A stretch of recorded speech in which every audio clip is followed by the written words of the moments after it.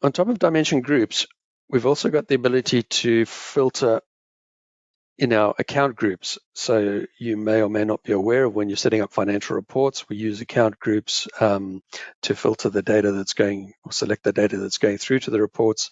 And as part of that setup, you'll see underneath the account group setup, there's the ability to select specific departments to include in the account group.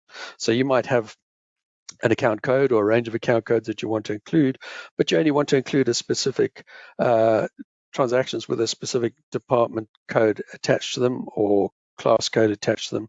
That's where you'd go through and say, select a specific department or select specific departments and include the sub-departments.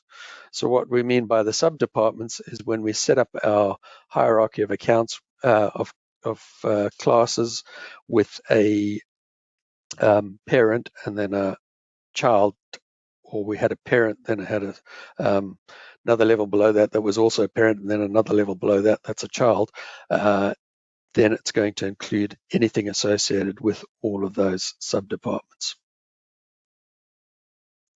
Switching back very quickly to my screen here, I want to go account groups. Go back to my account groups. Let's say I selected a travel account group, for example, and edit that one. Here you'll see down underneath it, under let's select class this time. If I go and select specific classes, including subclasses, I could then go and say, right, let's include travel for this. So I'm going to say, where is he? Travel. So in this case, this travel class will include all of the subclasses, so international travel, local travel, any of the other ones that I've got set up, because I've said including subclasses.